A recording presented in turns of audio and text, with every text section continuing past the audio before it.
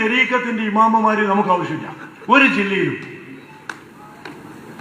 എന്തിനാ ഇത്ര ഈ മുരീദന്മാരായി നടക്കുന്നത്? എന്തിനാ അതിന്റെ ആവശ്യം? നേരിട്ട് പടച്ചോനോട് പറഞ്ഞാൽ പോലെ. ഞാനതിൻ്റെ ആളാ. അപ്പൊ അതുകൊണ്ട് ആശുസാഹിബ് മലയാളത്തിൽ പറഞ്ഞു ഇടയാളന്മാർ വേണ്ട. തരീഖത്തിന്റെ ഒരു ഇമാമും നമുക്ക് ആവശ്യമില്ല. അദ്ദേഹം അങ്ങനെ പറയേണ്ടതില്ലായിരുന്നു. നമ്മൾ കളിക്കുമ്പോൾ മശായിഖന്മാരോട് കൊണ്ടും അവരെ കൊണ്ടും കളിക്കേണ്ടതില്ല. മറിച്ച് നമുക്ക് തമാശ പറയാൻ വേറെ പലതുമുണ്ട്, ഉദാഹരണം പറയാൻ പലതുമുണ്ട്. പക്ഷേ മശായിഖന്മാരെ സംബന്ധിച്ച് അങ്ങനെ ഇമാമിങ്ങളെ സംബന്ധിച്ച് പറയേണ്ടതില്ലായിരുന്നു. അല്ലാഹു അദ്ദേഹത്തിന് ഇൽമു പഠിക്കാനുള്ള ഭാഗ്യം നൽകുമാറാകട്ടെ. അദ്ദേഹം ഒരു സാധാരണക്കാരനാണ്. ഒരു രാഷ്ട്രീയ പാർട്ടിയുടെ ഉന്നത സ്ഥാനത്തേക്ക് അയാൾ കയറിയെത്തിയിട്ടുണ്ടാകാം. പക്ഷെ അയാൾ ഇൽമു പഠിച്ചിട്ടില്ല. അദ്ദേഹത്തോട് നമുക്ക് വിരോധമൊന്നുമില്ല, സഹതാപുണ്ട്. ഇൽമു പഠിച്ചില്ലല്ലോ എന്നുള്ള സഹതാപുണ്ട്. പഠിച്ചിരുന്നുവെങ്കിൽ അദ്ദേഹം അത്തരം വാക്കുകൾ പറയുകയില്ലായിരുന്നു, പറയാൻ പാടില്ലായിരുന്നു. അദ്ദേഹം രണ്ടാമത് പറഞ്ഞ എന്താണ്? നേരിട്ട് പടച്ചവനോട് പറഞ്ഞാൽ പോരെ, ഞാൻ അതിൻ്റെ ആളാ, ഇടയാളന്മാർ വേണ്ടെന്നാണ് അദ്ദേഹം കാര്യമായിട്ട് അദ്ദേഹത്തിന്റെ രാഷ്ട്രീയ പ്രസംഗത്തിൽ പറഞ്ഞത്. അയാൾ എന്തിനാ കാര്യത്തിലേക്ക് എടുത്തിട്ടു? അദ്ദേഹത്തിന് അതിനെക്കുറിച്ച് വല്ലതും അറിയാമോ? അദ്ദേഹം അതിനെ സംബന്ധിച്ച് വല്ലതും പഠിച്ചിട്ടുണ്ടോ? അദ്ദേഹത്തിന് ആയത്തറിയാമോ? ഹദീസ് അറിയാമോ? ഞാൻ പറയട്ടെ, 20ഓളം ആയത്തുകൾക്കെതിരാണ് അദ്ദേഹം പറഞ്ഞ ആശയം. 20ഓളം ഖുർആനിലെ ആയത്തുകൾക്കെതിരാണ് അദ്ദേഹം പറഞ്ഞ ആശയം. അല്ലാഹു സുബ്ഹാനഹു വ തആല ഇവിടെ പഠിപ്പിച്ച 20ഓളം ആയത്തുകൾക്കെതിരാണ് പറഞ്ഞ ആശയം. മശായിഖന്മാരെന്ന് പറയുന്നത് അവർ യഥാർത്ഥത്തിൽ അഷ്റഫുൽ ഖൽഖ് സല്ലല്ലാഹു അലൈഹി വസല്ലം പഠിപ്പിച്ച ശരിയായ ആശയം സമൂഹത്തിന് എത്തിച്ചു കൊടുത്ത ഗുരുനാഥന്മാരാണ്. വതരീഖു കുല്ലി മശായിഖിൻ ഖദ് ഖുയ്യിദത് ബികിതാബി റബ്ബി വൽ ഹദീസ് തഅസ്സുലാ. മഹാനായ സൈനുദ്ദീൻ അൽ മഅ്ബരി റളിയല്ലാഹു അൻഹു കിതാബുൽ അദ്കിയായിൽ ചൊല്ലിയത് അതാണ്. എല്ലാ മശായിഖന്മാരുടെയും വഴി എന്ന് പറയുന്നത് അത് ഖുർആനിന്റെയും സുന്നത്തിന്റെയും അടിസ്ഥാനത്തിലുള്ളതാണ്. ഖുർആനും ഹദീസും പഠിപ്പിച്ച ആശയങ്ങളാണ് ഇവിടെ എല്ലാ മശായിഖന്മാരും പഠിപ്പിച്ചിട്ടുള്ളത്.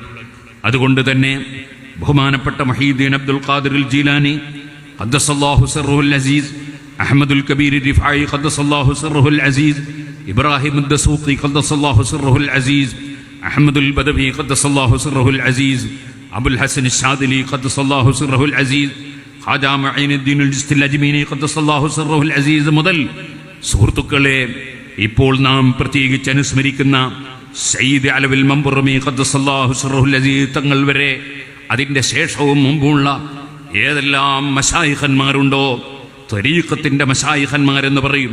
അതായത് അള്ളാഹുവിൻ്റെ വഴിയിൽ, അള്ളാഹുവിൻ്റെ റസൂൽ സല്ലല്ലാഹു അലൈഹി വസല്ലം പഠിപ്പിച്ചു തന്ന വഴിയിൽ ജനങ്ങളെ നയിച്ച മശായിഖന്മാർ, ഗുരുനാഥന്മാർ, അവരാണ് ശരിയായ ശൈഖന്മാരെന്ന് പറയുന്നത്.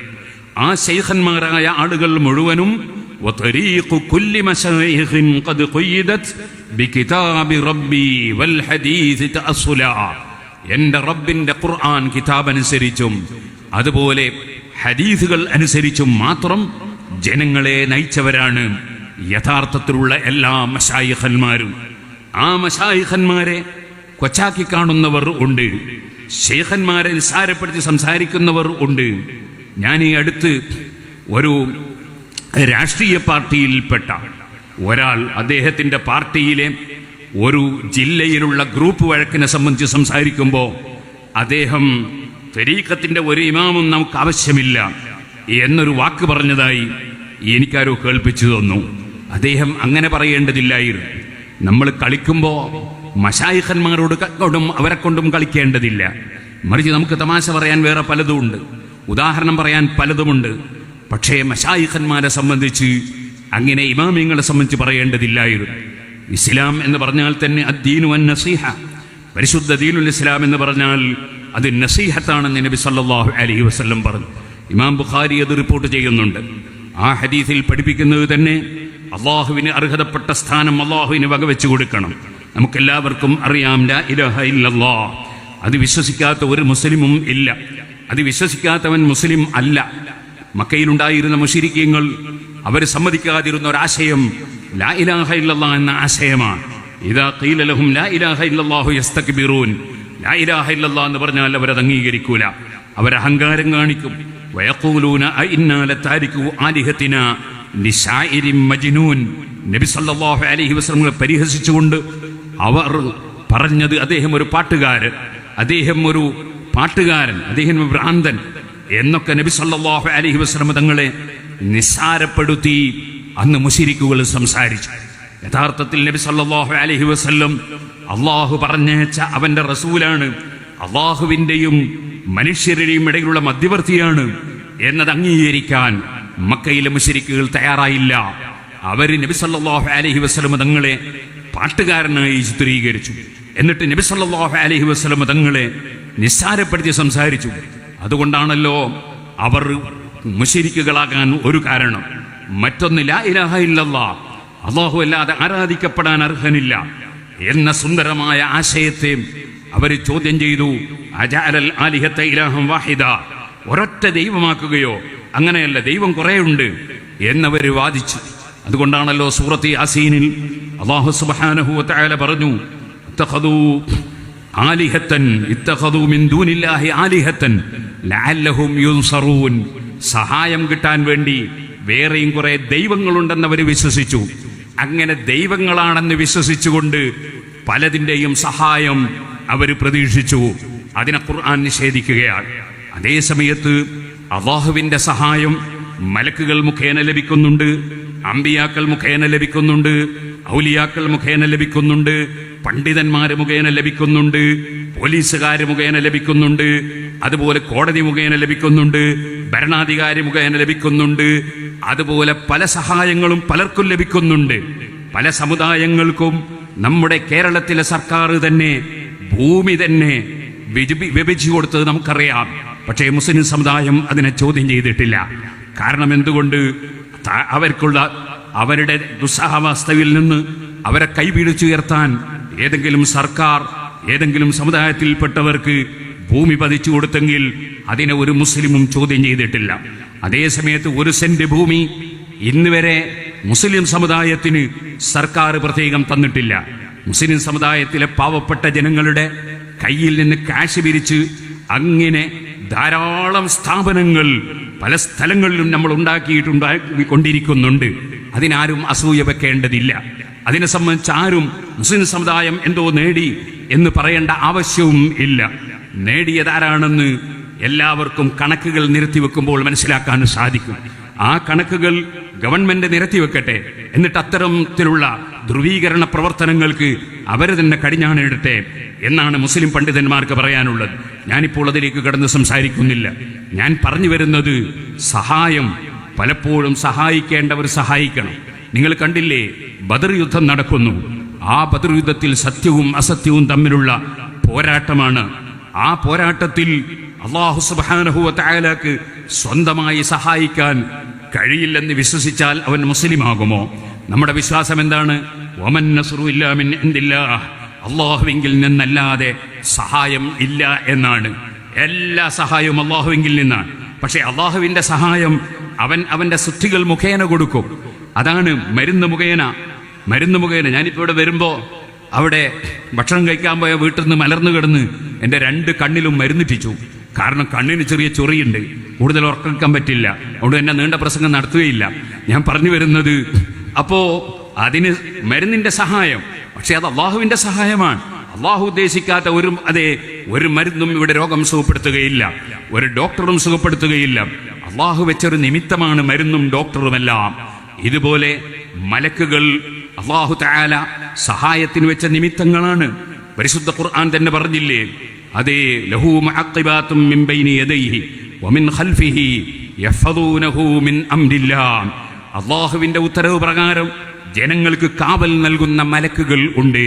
അപ്പൊ കാവലിന് അല്ലാഹു തആല മലക്കുകൾ നിശ്ചയിച്ചിട്ടുണ്ട്. ആ മലക്കുകൾ മുഖേനയുള്ള സഹായം അതല്ലേ ബദർ യുദ്ധത്തിൽ അല്ലാഹു തന്നെ ഖുർആനിൽ പറഞ്ഞു, അതേ മിനൽ മലായികത്തി മുസവ്വിമീൻ ബിഖംസത്തി ആലാഫിൻ മിനൽ മലായിക, 5000 മലക്കുകളെ ഇറക്കി അള്ളാഹുവിന്റെ സഹായം അള്ളാഹു എത്തിച്ചു കൊടുത്തു. അവിടെ ഒരു വിവരമില്ലാത്ത ഒരാള് പറയാണെന്ന് വിചാരിക്കുക. അതെ, ഞാൻ നേരത്തെ പറഞ്ഞ പ്രസംഗകൻ അദ്ദേഹത്തിന് അറിവില്ലാത്തതുകൊണ്ട് അള്ളാഹു അദ്ദേഹത്തിന് ഇൽമു പഠിക്കാനുള്ള ഭാഗ്യം നൽകുമാറാകട്ടെ. അദ്ദേഹം ഒരു സാധാരണക്കാരനാണ്. ഒരു രാഷ്ട്രീയ പാർട്ടിയുടെ ഉന്നത സ്ഥാനത്തേക്ക് അയാൾ കയറിയെത്തിയിട്ടുണ്ടാകാം, പക്ഷെ അയാൾ ഇൽമു പഠിച്ചിട്ടില്ല. അദ്ദേഹത്തോട് നമുക്ക് വിരോധമൊന്നുമില്ല, സഹതാപുണ്ട്. ഇൽമു പഠിച്ചില്ലല്ലോ എന്നുള്ള സഹതാപുണ്ട്. പഠിച്ചിരുന്നുവെങ്കിൽ അദ്ദേഹം അത്തരം വാക്കുകൾ പറയുകയില്ലായിരുന്നു, പറയാൻ പാടില്ലായിരുന്നു.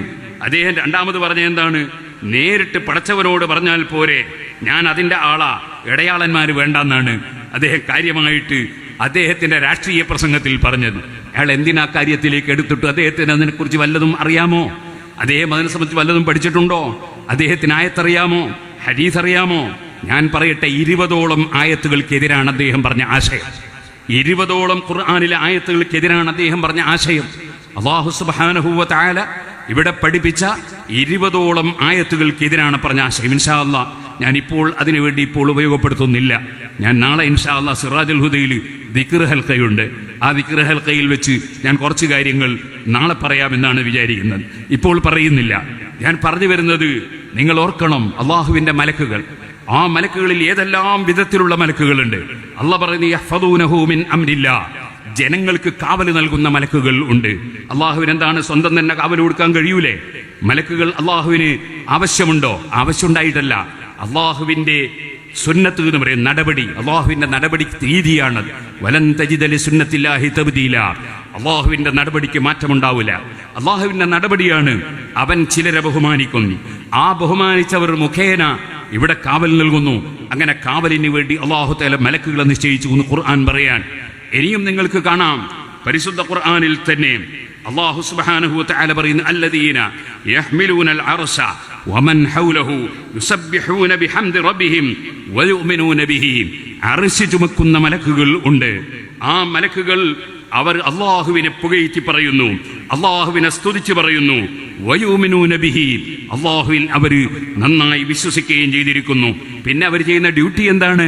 വയസ്തഗ്ഫിറൂന ലില്ലദീന ആമനൂ, ഈമാനുള്ളവർക്ക് വേണ്ടി പടച്ചവനോട് അവർ റെക്കമെൻഡ് ചെയ്യുന്നു. മലക്കുകൾക്ക് അല്ലാഹു കൊടുത്ത ഡ്യൂട്ടിയാണ്. മുഅ്മിനീങ്ങൾക്ക് വേണ്ടി നിങ്ങൾ റെക്കമെൻഡ് ചെയ്യണം. പടച്ചവന് റെക്കമെൻഡിന്റെ ആവശ്യമുണ്ടോ? ഇത് പടച്ചവൻ തന്നെ നിശ്ചയിച്ച ഒരു രീതിയാണ്. മലക്കുകൾ എന്നോട് പറയുക, പടച്ചവനെ നീ ആ മുഅ്മിനീങ്ങൾക്ക് പുറത്തു കൊടുക്കണേ എന്ന് മലക്കുകൾ പറയുക. പറയുമ്പോൾ അല്ലാഹു തആല പുറത്തു കൊടുക്കുക. അല്ലാഹു വെച്ച ഒരു രീതിയാണ്. അവിടെ മധ്യവർത്തി വേണ്ടാന്നുണ്ട് കാര്യമുണ്ടോ? പടച്ചവൻ മധ്യവർത്തിയെ നിശ്ചയിച്ചില്ലേ? അല്ലാഹു തആല മലക്കുകളെ നിശ്ചയിച്ചിരിക്കുന്നു. എന്തിനു വേണ്ടി? പടച്ചവനോട് റെക്കമെൻഡ് ചെയ്യാൻ വേണ്ടി. എന്നിട്ട് അല്ലാഹു അത് എങ്ങനെയാണ് അവർ റെക്കമെൻഡ് ചെയ്യുന്നത് എന്നാണ് ശേഷം പറയുന്നത്. റബ്ബനാ വസിഅത കുല്ല ശൈഇൻ റഹ്മതൻ വ ഇൽമാ.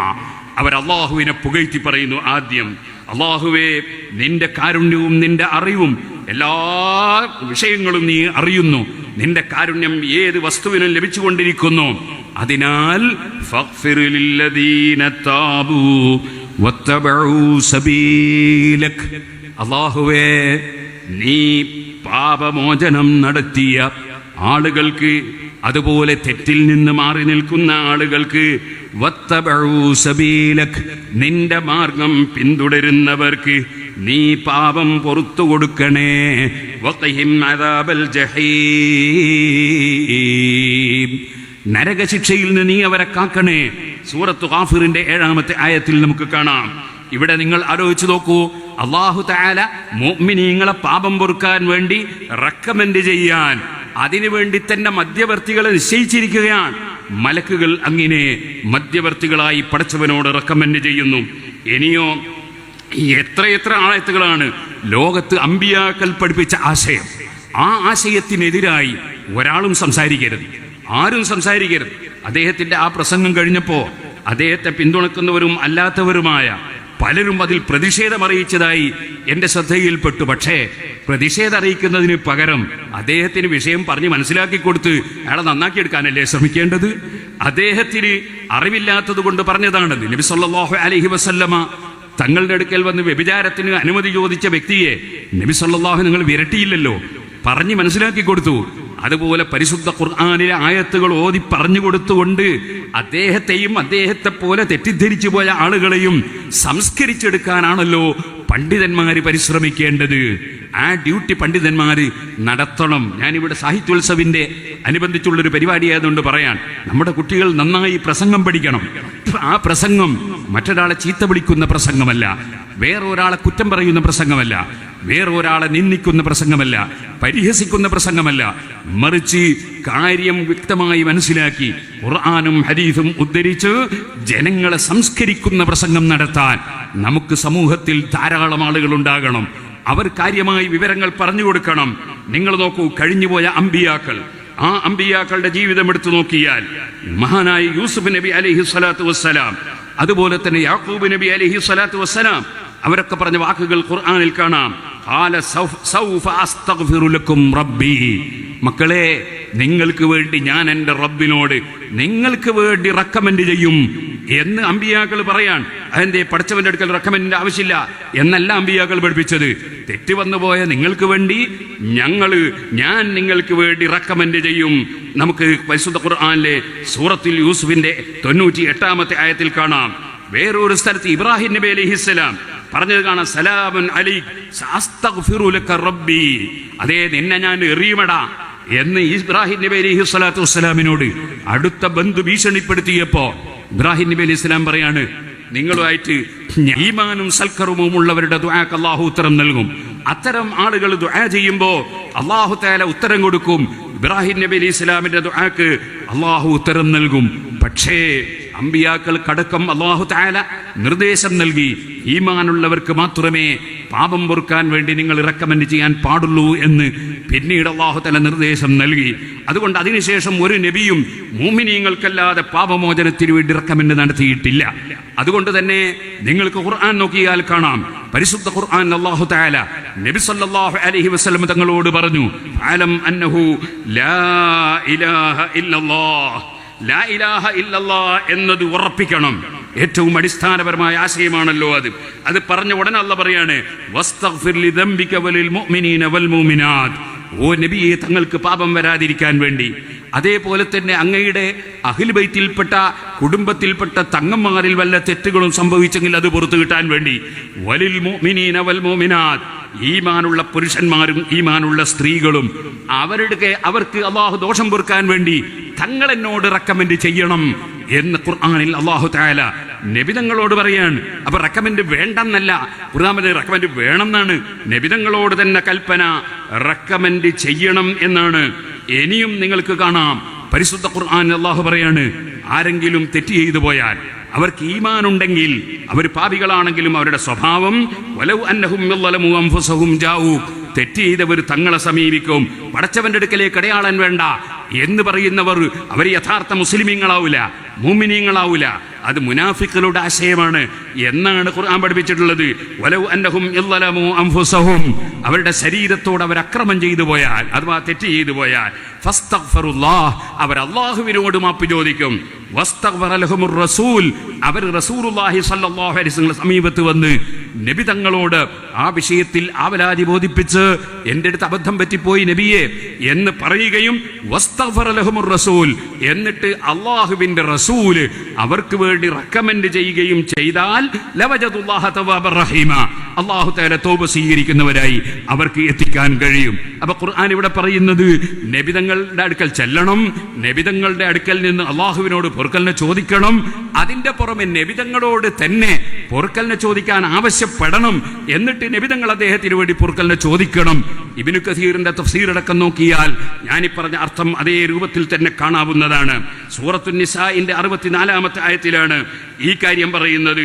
ഇനിയും നിങ്ങൾക്ക് കാണാം എത്രയെത്ര സുബ്ഹാനല്ലാഹ്, മക്കള് ബാപ്പാനോട് പറയാണ്, യാ അബാ നസ്തഗ്ഫിർ ലനാ ദുനൂബനാ, യാക്കൂബ് നബി അലൈഹി ഇസ്ലാമിനോട് യാക്കൂബ് നബിയുടെ മക്കൾ ആവശ്യപ്പെടുകയാണ്, ബാപ്പ ഞങ്ങളുടെ ദോഷം പൊറുക്കാൻ വേണ്ടി അവിടുന്ന് ഒന്ന് റെക്കമെൻഡ് ചെയ്യണേ. ഇനിയും നിങ്ങൾ നോക്കൂ, പരിശുദ്ധ ഖുർആനിൽ അല്ലാഹു സുബ്ഹാനഹു വ തആല നബിതങ്ങളുടെ സവിശേഷത പറഞ്ഞുകൊണ്ട് പറയാണ്, ഫബിമാ റഹ്മത്തിൻ മിനല്ലാഹി ലിൻത ലഹും വലൗ കുൻത ഫല്ലൻ ഖലീലൽ ഖൽബി ലം ഫളൂ മിൻ ഹൗലിക്, ഓ നബിയെ തങ്ങൾ വളരെ ലളിതമായ മയമായ സ്വഭാവമുള്ള ആളാണ് അള്ളാഹുവിന്റെ റഹ്മത്തായതിനാൽ. അതുകൊണ്ട് തങ്ങളെങ്ങാനും കടുത്ത ഹൃദയക്കാരനായിരുന്നുവെങ്കിൽ ആളുകൾ പിരിഞ്ഞുപോയേനെ എന്ന് പറഞ്ഞിട്ട് അല്ലാഹു പറയാണ്, ഫഅഫു അൻഹും, നബിയെ തങ്ങൾ തെറ്റ് ചെയ്തു പോയവർക്ക് മാപ്പ് കൊടുക്കുക. അത് മാത്രം പോരാ, വസ്തഗ്ഫിർ ലഹും, തെറ്റ് ചെയ്തവരുടെ ദോഷം പൊറുക്കാൻ തങ്ങൾ അല്ലാഹുവിനോട് റെക്കമെൻഡ് ചെയ്യുക. വസാബിറുഹും ഫിൽ അംർ, എൻട്ടോ ശിഷ്യന്മാരോട് മുശാവറ ചെയ്യുക, കൂടിയാലോചന നടത്തുക. സുബ്ഹാനല്ലാഹ്, നബി സല്ലല്ലാഹു നിങ്ങളോട് അല്ലാഹു തആല കൽപ്പിക്കുകയാണ്, തങ്ങൾ റെക്കമെൻഡ് ചെയ്യണം. ഇനിയും നിങ്ങൾ നോക്കൂ, പരിശുദ്ധ ഖുർആനിൽ അല്ലാഹു തആല മുഅ്മിനീങ്ങളുടെ സവിശേഷത പറയുന്ന സ്ഥലത്ത് അവിടെയും അല്ലാഹു പറയാണ്, ഇന്നല്ലദീന യസ്തദിനൂനക ഉലൈക അല്ലദീന യുഅ്മിനൂന ബില്ലാഹി വറസൂലിഹി ഫൈദസ്തദനൂക ലിബഅദി ശൈഇനിഹിം ഫഖദൽ ലിമൻ ശീത മിൻഹും വസ്തഗ്ഫിർ ലഹുമുല്ലാഹ്. പരിശുദ്ധ ഖുർആനിൽ സൂറത്തുൻ നൂറിന്റെ 62-ാമത്തെ ആയത്തിൽ അല്ലാഹു പറയാണ്, ആ നബിയെ തങ്ങളോട് ഒരു സ്ഥലത്ത് പോകണമെങ്കിൽ സമ്മതം ചോദിച്ചു പോകുന്ന ആളുകൾ, അദബുകേട് കാണിക്കാത്ത ആളുകൾ സദസ്സിൽ നിന്ന് എങ്ങനെയെങ്കിലും പിരിഞ്ഞു പോകുന്നില്ല, നബി തങ്ങളെ സമ്മതം കിട്ടിയാൽ പോകുന്നു. അങ്ങനെയുള്ള ആളുകൾ അവർക്ക് വസ്തഗ്ഫിർ ലഹുമുല്ലാഹ്, അവർക്ക് ദോഷം പൊറുക്കാൻ തങ്ങൾ റെക്കമെൻഡ് ചെയ്യൂ നബിയെ. ഇന്നല്ലാഹ ഗഫൂറുർ റഹീം, അല്ലാഹു തആല ദോഷം പൊറുത്തു കൊടുക്കുന്നവനാണ്. എന്തേ അല്ലാഹുവിന് ഇങ്ങനെ റസൂലുള്ളാഹിന്റെ മധ്യവർത്തി ആകേണ്ട ആവശ്യമുണ്ടോ? അല്ലാഹുവിനെ അങ്ങ് പൊറുത്തു കൊടുത്താൽ പോരെ. വമൻ യഗ്ഫിറു ദുനൂബ ഇല്ലല്ലാഹ് എന്ന് ഖുർആനിലില്ലേ? അതെ, അല്ലാഹ് അല്ലാതെ ആരാ ദോഷം പൊറുക്കുന്നത്? പക്ഷേ അവിടെ അല്ലാഹു തആല മധ്യവർത്തിയെ നിശ്ചയിക്കുകയാണ്. നബി സല്ലല്ലാഹു അലൈഹി വസല്ലം മധ്യവർത്തിയാകണം, എന്നിട്ട് എന്നോട് പറയണം, എന്നിട്ട് ഞാൻ പുറത്തു കൊടുക്കണം. ഇനിയും നിങ്ങൾക്ക് കാണാം പരിശുദ്ധ ഖുർആനിൽ സ്ത്രീകളെ സംബന്ധിച്ച് പറഞ്ഞ ഒരു സ്ഥലം, അവിടെയും നിങ്ങൾക്ക് കാണാം വസ്തഗ്ഫിർ ലഹുന്നല്ലാഹ്, ആ സ്ത്രീകൾക്ക് വേണ്ടി പടച്ചവനോട് തങ്ങൾ റെക്കമെൻഡ് ചെയ്യുക. ഇന്നല്ലാഹ ഗഫൂറുർ റഹീം, അല്ലാഹു തആല പുറത്തു തരുന്നവനാണ്, റഹ്മത്ത് ചെയ്യുന്നവനാണ്. ഇനിയും കാണാം നിങ്ങൾക്ക് പരിശുദ്ധ ഖുർആനിൽ അമ്പിയാക്കളുടെ പ്രാർത്ഥന, റബ്ബി ഗ്ഫിർലി വലി അഖി. മൂസാ നബി അലൈഹിസ്സലാം പറയാണ്, എനിക്ക് പുറത്തു തരണേന്ന് മാത്രമല്ല എൻ്റെ സഹോദരനും പുറത്തു കൊടുക്കണേ, റെക്കമെൻഡ് ചെയ്യാണ്. ഇങ്ങനെ പരിശുദ്ധ ഖുർആനിൽ എത്ര ആയത്തുകളാണ് റെക്കമെൻഡ് ആവശ്യപ്പെട്ടതും റെക്കമെൻഡ് ചെയ്യണമെന്ന് അല്ലാഹു തആല കൽപ്പിച്ചതും. ഇനിയും കാണാം റബ്ബി ഗ്ഫിർലി വലി വാലിദയ്യ വലിൽ മുഅ്മിനീൻ. ഇബ്രാഹിം സൂറത്തിന്റെ 41-ാമത്തെ ആയത്തിൽ നമുക്ക് കാണാം വഗ്ഫിർ ലി അബീ ഇന്നഹു കാന മിനൽ ളാലിൻ. ശുആറാ സൂറത്തിൽ കാണാം. ഇനിയും നിങ്ങൾ നോക്കൂ, അല്ലാഹു സുബ്ഹാനഹു വ തആല പ്രത്യേകിച്ച് പഠിപ്പിക്കുകയാണ്, വല്ലദീന ജാഊ മിൻ ബഅദിഹിം, നല്ല മനുഷ്യന്മാർ പിൽക്കാലത്ത് വന്നാൽ അവരുടെ സ്വഭാവം എന്താണ്? യഖൂലൂന റബ്ബന ഗ്ഫിർ ലനാ വലി ഇഖ്വാനിന അല്ലദീന സബഖൂനാ ബിൽ ഈമാൻ. ഞങ്ങൾക്ക് പുറത്തു തരണം പടച്ചവനെ, ഞങ്ങൾക്ക് മാത്രം പോരാ, ഞങ്ങളെ മുൻഗാമികളായ മുഅ്മിനീങ്ങൾക്ക് പുറത്തു കൊടുക്കണേ എന്ന് റെക്കമെൻഡ് ചെയ്യുന്നവരാണ് മുഅ്മിനീങ്ങൾ എന്ന് പരിശുദ്ധ ഖുർആൻ പറയാണ്. ഇതുപോലെ ഈ എത്രയോ സ്ഥലങ്ങളിൽ സൂറത്ത് നൂഹ് എടുത്തു നോക്കിയാൽ നമുക്ക് കാണാം, റബ്ബി ഗ്ഫിർലി വലി വാലിദയ്യ വലിമൻ ദഖല ബൈതിയ മുഅ്മിനൻ വലിൽ മുഅ്മിനീന വൽ മുഅ്മിനാത്ത്. ഈമാനുള്ളവർക്ക് വേണ്ടി അമ്പിയാക്കൾ അവർ റെക്കമെൻഡ് ചെയ്യുകയാണ്. ഇതുപോലെ യൂസുഫ് നബി അലൈഹിസ്സലാമിന്റെ വാക്ക്, ലാ തസ്രീബ അലൈക്കുമുൽ യൗം യഗ്ഫിറുല്ലാഹു ലക്കും. എല്ലാ അക്രമവും ചെയ്ത, എല്ലാ അസൂയയും കാണിച്ച സഹോദരന്മാരോട് എല്ലാ വിധത്തിലും അവരുടെ കൊട്ടാരത്തിലെത്തിയപ്പോ യാതൊരു വിദ്വേഷവും കാണിക്കാതെ, ലാ തസ്രീബ അലൈക്കുമുൽ യൗം, നിങ്ങൾക്ക് ആക്ഷേപമൊന്നുമില്ല, യഗ്ഫിറുല്ലാഹു ലക്കും, അല്ലാഹു നിങ്ങൾക്ക് പുറത്തു തരട്ടെ. ഇങ്ങനെ അമ്പിയാക്കളെ ജീവിതം എടുത്തു നോക്കിയാൽ, അള്ളാഹുവിന്റെ ഖുർആൻ എടുത്തു നോക്കിയാൽ, അമ്പിയാക്കളോടുള്ള നിർദ്ദേശം നോക്കിയാൽ, അവിടെ എല്ലാം നമ്മൾ കാണുന്നത്, മുഅ്മിനീങ്ങളോടുള്ള നിർദ്ദേശം കാണുന്നത്, നബി സല്ലല്ലാഹു അലൈഹി വസല്ലം തങ്ങളോട് റെക്കമെൻഡ് തേടണം. ഇതായിരുന്നു ഇമാം മാലിക് റളിയല്ലാഹു അൻഹു നബി സല്ലല്ലാഹു അലൈഹി വസല്ലം തങ്ങളുടെ ഖബർ ശരീഫിന്റെ സമീപത്ത് നിന്ന് മഹാനായ മാലിക് റളിയല്ലാഹു അൻഹു അബൂ ജഅഫറിൽ മൻസൂർ എന്ന ഗവർണറോട് പറഞ്ഞത്, ഓ അബൂ ജഅഫറിൽ മൻസൂർ, വസ്തഗ്ഫിർഹു, നബി സല്ലല്ലാഹു അലൈഹി വസല്ലം തങ്ങളോട് ബലിസ്തഖ്ബിൽഹു, നബി തങ്ങളിലേക്ക് തിരിഞ്ഞു നിന്നോളൂ, എന്നിട്ടോ ആ നബി തങ്ങളോട് നിങ്ങൾ റെക്കമെൻഡ് തേടിക്കോളൂ എന്ന് പറയാൻ കാരണം, അത് പറഞ്ഞതിന് ശേഷം ഈ ആയത്തായിരുന്നു ഇമാം മാലിക് റളിയല്ലാഹു അൻഹു തെളിവുദ്ധരിച്ചത്. ആകയാൽ സുഹൃത്തുക്കളെ, അങ്ങനെ പരിശുദ്ധ ഖുർആനിലുടനീളം പറയുന്ന ഒരാശയം. എന്നാൽ സുഹൃത്തുക്കളെ, ഞാൻ പറഞ്ഞു വരുന്നത്, അറിവില്ലാത്തതിൻ്റെ പേരിൽ പലരും, അവർ പല മേഖലയിലും പ്രവർത്തിക്കുന്നവരായിരിക്കാം, പക്ഷേ അവർക്ക് അറിവില്ല എന്ന ബോധമില്ലാത്തത് കൊണ്ട് നല്ല ആശയമാണെന്ന് വിചാരിച്ച് പലതിലും കുടുങ്ങിപ്പോവുകയാണ്. അവരെ സംബന്ധിച്ച് ഖുർആനിൽ പല ആയത്തുകളുണ്ട്.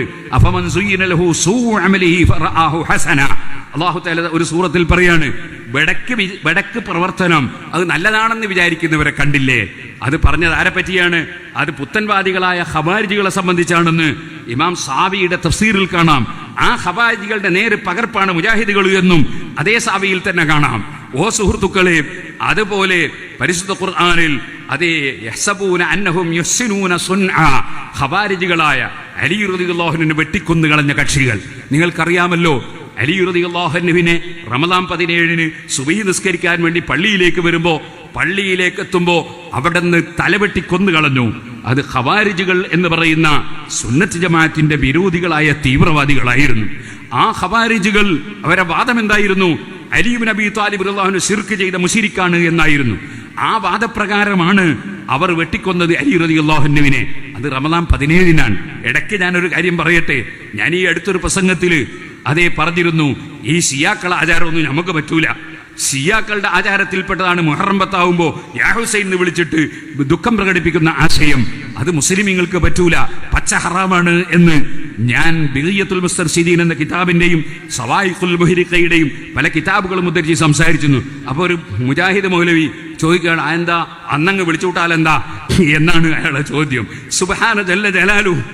ഞാൻ പറഞ്ഞു വരുന്നത്, ആളുകളെ തെറ്റിദ്ധരിപ്പിക്കുന്ന ആളുകളാണ് സുന്നത്ത് ജമാഅത്തിന്റെ വിരോധികൾ. അവരെക്കുറിച്ച് അല്ലാഹുവിന്റെ റസൂൽ പഠിപ്പിച്ചത് തന്നെ യകൂനു ഫീ ആഖിരി സമാനി ദജ്ജാലൂന കദ്ദാബൂന എന്നാണ്, കബളിപ്പിക്കുന്നവർ എന്നാണ്. ആളുകളെ പറഞ്ഞ് കബളിപ്പിക്കുക. അങ്ങനെ കബളിപ്പിക്കുന്നതിൽപ്പെട്ട ഒരാശയമാണ് മധ്യസ്ഥൻ വേണ്ട, മധ്യവർത്തി വേണ്ട എന്നൊക്കെ പറയുന്ന ആശയം. ജനങ്ങളെ കബളിപ്പിക്കാൻ, ആ കബളിപ്പിക്കലിൽ പെട്ടുപോയ സാധാരണക്കാർ അവർ ചിന്തിക്കണമെന്നാണ് ഞാൻ പറഞ്ഞു വരുന്നത്. അവർ ഖുർആൻ പഠിക്കണം, ഖുർആന്റെ ആശയം പഠിക്കണം. ഖുർആൻ പഠിക്കാതെ ആരോ പറയുന്നത് കേട്ട് അവരും അത് ആവർത്തിച്ച് കിട്ടുന്ന വേദികളിലൊക്കെ പറയുന്നവരായി തരം താഴ്ന്നു പോകാൻ പാടില്ല. ഞാൻ ഓർമ്മപ്പെടുത്തുകയാണ്, ഈ ഷിയാക്കൾ അവരോട് ഇബ്നു കസീർ ചോദിക്കുന്ന ഒരു ചോദ്യമുണ്ട്. എന്താ ചോദ്യം എന്നറിയോ? മഹാനായ ഹുസൈൻ റളിയല്ലാഹു അൻഹു കൊല്ലപ്പെട്ടു. ആ കൊല്ലപ്പെട്ടതിൽ വേദനയുള്ളവരാണ് മുസ്ലിമീങ്ങൾ മുഴുവനും.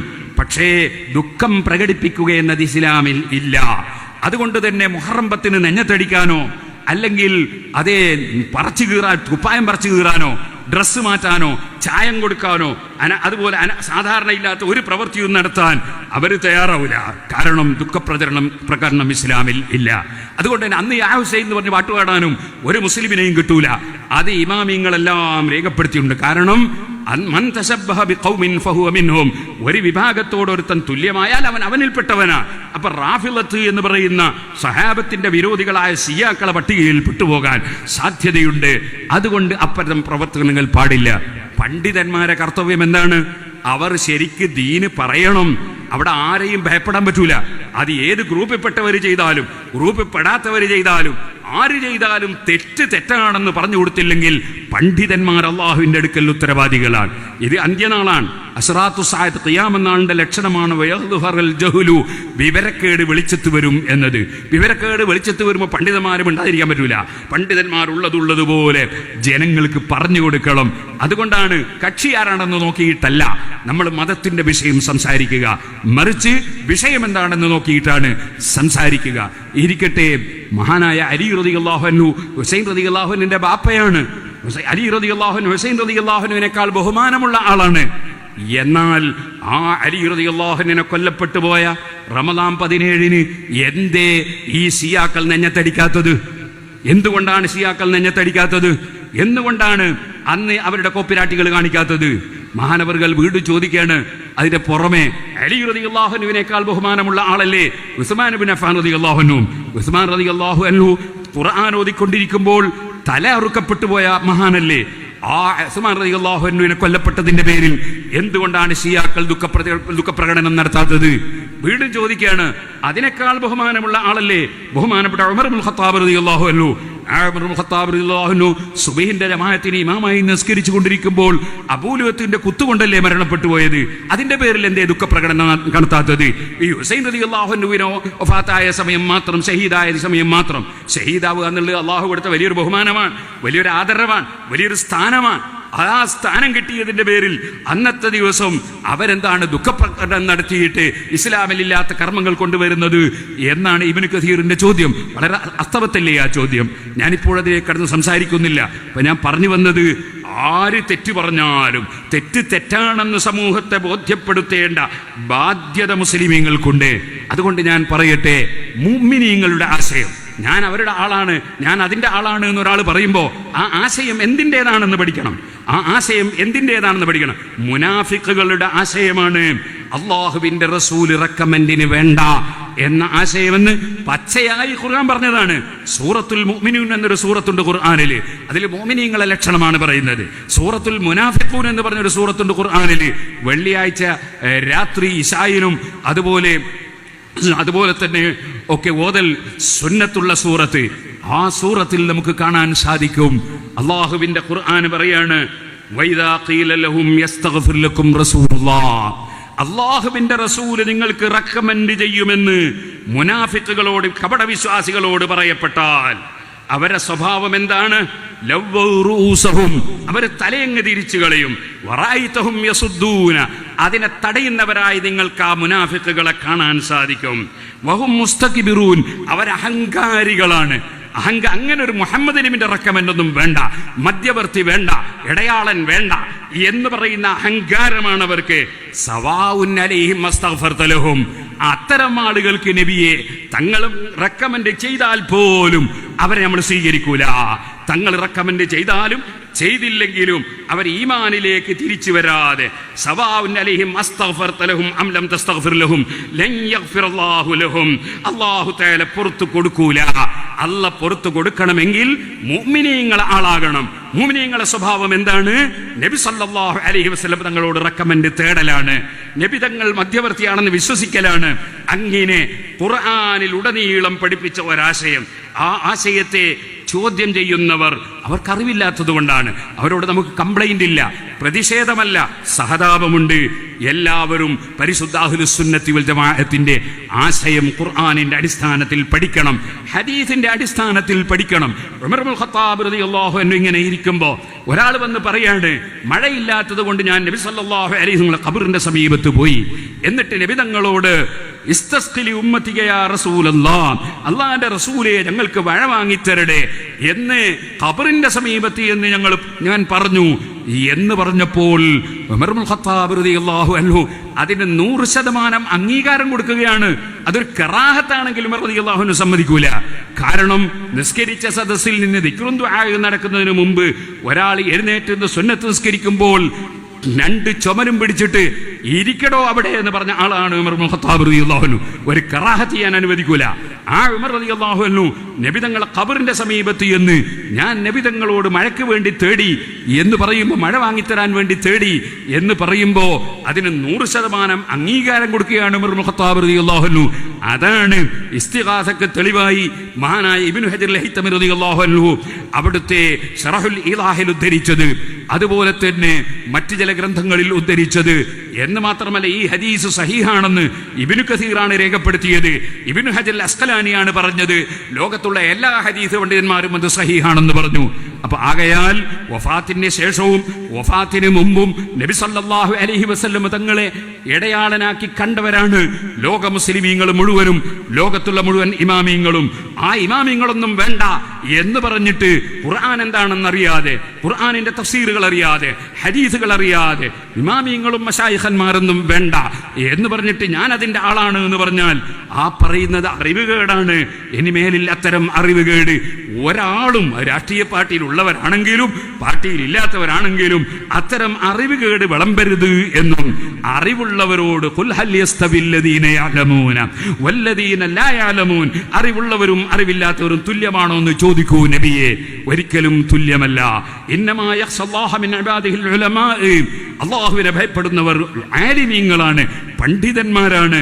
ഫസ്അലു അഹ്ല ദിക്രി ഇൻ കുൻതും ലാ തഅലമൂൻ, അറിവില്ലെങ്കിൽ അറിവുള്ളവരോട് ചോദിച്ച് മനസ്സിലാക്കൂ. ഇങ്ങനെയാണ് ഖുർആൻ പറയുന്നത്.